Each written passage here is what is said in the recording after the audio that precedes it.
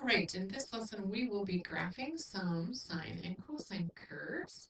And we will start, just so you know, these are both sinusoids, which they can be written in the form of a sine curve. And I know this is review, so I'm not going to show you the little applet. Well, actually, no. Well, yeah, I will show you the little applet if it can get to it.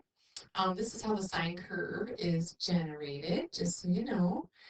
We work our way around the unit circle. The sine is the y value, so it's measuring the y value all the way around the unit circle. So hopefully that helps you remember how the sine curve is generated. And then the cosine curve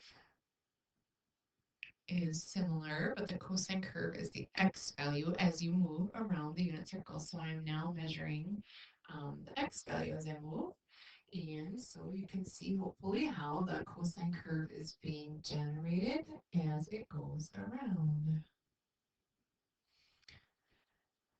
All right, so these are the basic sine and cosine curves. They both have a period of 2 pi. You can see that sine typically starts right here at the origin. Cosine typically starts up here. That is the basic parent equations for sine and cosine. But when we alter those equations, it alters the graph. And that's what we need to kind of think about, okay? So this is asking us to explore what happens when the basic sine and cosine curves. We're going to skip this part, I think, in here. We could go to our graphic calculators and look at that, but you kind of know how this goes. And I will talk about it as we go, since this is kind of review. The amplitude, remember, tells you how far your high and your low point are from your midline, which is your halfway point. And so it measures that distance. And so if you look at the graph, this distance right here is the amplitude, okay? That distance, in a typical sine and cosine graph, it's 1.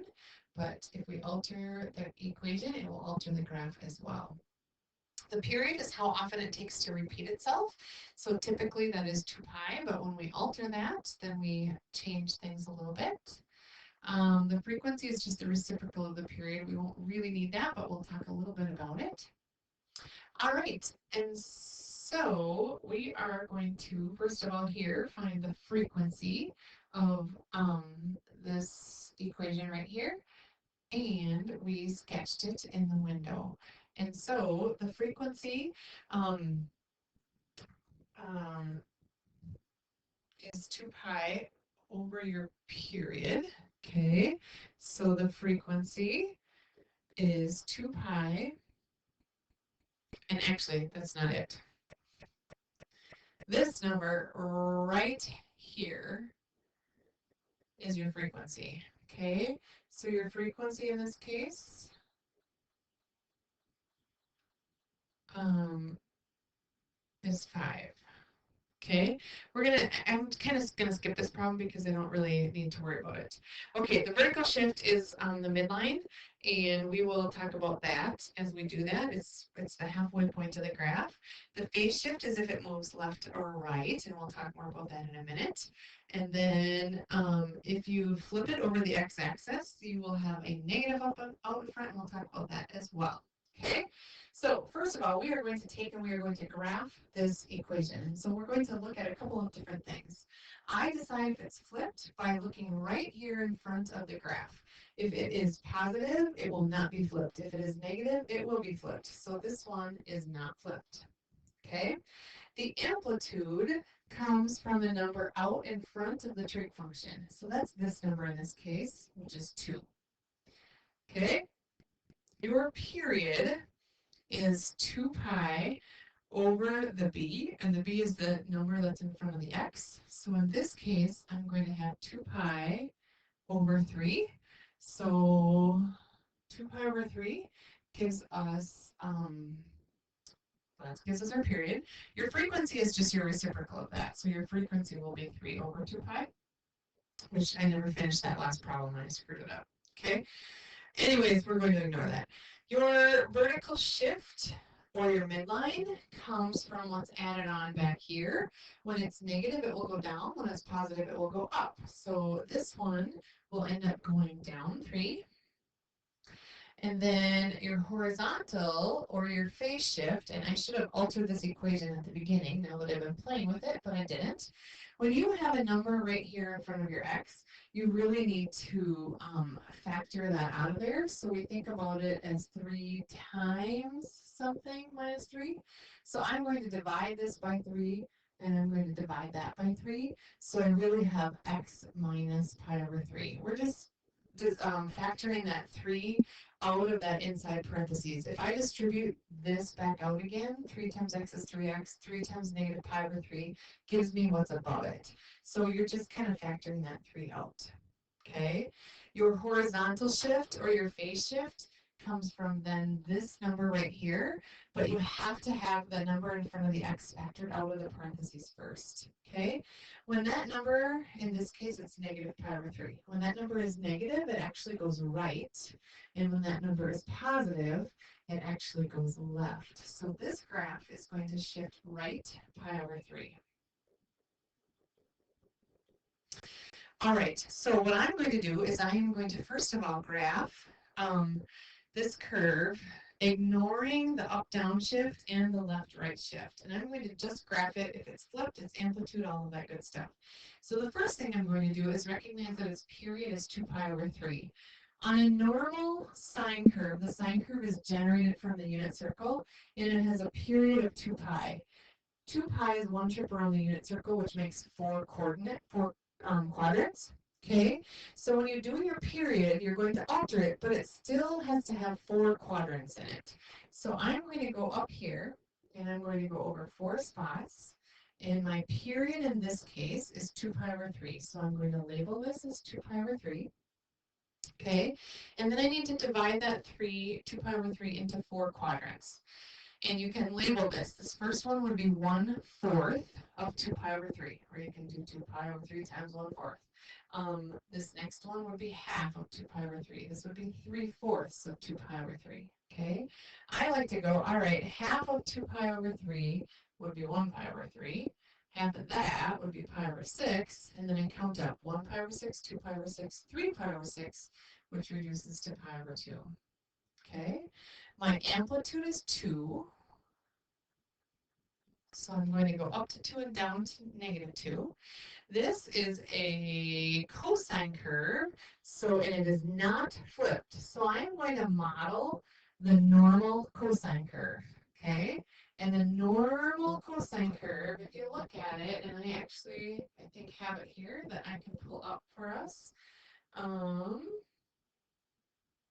The normal cosine curve, I'm just going to cover this up for a little bit here. I'm going to pull this down actually. All right, the normal cosine curve, as you can see, starts at its high point, and then at the next quadrant marker, it's at its midline, and at the next quadrant marker, it's at its low point. So you're going to follow that same exact pattern, but using our period, okay? And if you have a pencil, do this lightly. I'm going to do it dotted because this is not our final graph. So I start at its high point, and then I go to the midpoint, and down into the midpoint and back up. And that's what it would look like. But then this graph all has to get shifted down 3 and right pi over 3. Okay? Down 3 people don't typically have trouble with, but right pi over 3, people think pi over 3 is, they don't know how long that is. So here's what I want you to know. Pi over 3 is right here. If I measure that from 0 or from my starting point, pi over 3 happens to be 2 hash marks. Okay?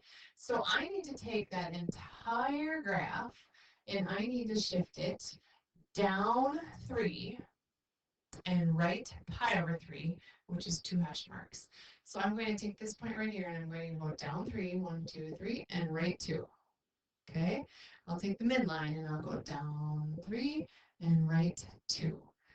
And I'll take the low point and go down 3 and right 2. And I think you can kind of start to see a pattern, but this is what the final cosine graph will end up looking like after it's been shifted down and to the right.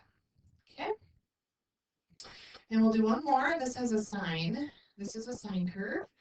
So first of all, I am going to do this right away this time, which I should have done last time. I'm going to factor this out of there. Okay, so I'm going to factor a negative 2 pi over 3 out of there. And then I have x. And so I'm going to basically think about taking this 2 pi and dividing it by 2 pi over 3. I'm going to do this off to the side so you can see it. 2 pi divided by 2 pi over 3 is the same as 2 pi times 3 over 2 pi. And then the 2 pi's cancel, and I just get a 3 there. Now, I factored out a negative, so this actually would be negative 3, and then plus 1. Okay, then the other thing you need to worry about is this negative that's right here. You need to decide if you have an even function or an odd function. And those are on your formula sheets, but sine is an odd function, and on odd functions, that negative actually disappears from right there and ends up out in front. Okay, so that's how that goes, which basically means that it is flipped.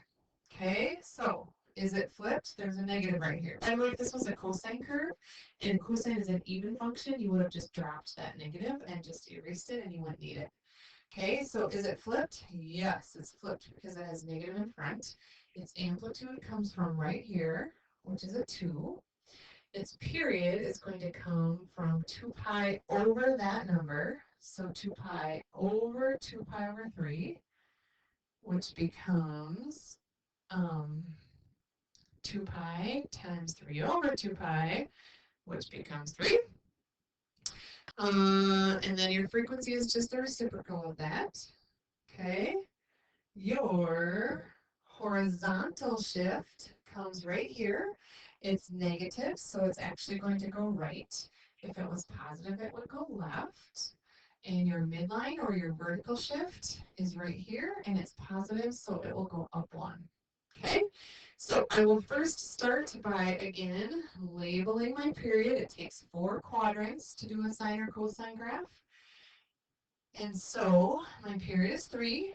Half of that is 3/2. Half of that is 3/4. So I'll go 3/4 and then 6/4 and then 9/4. Okay.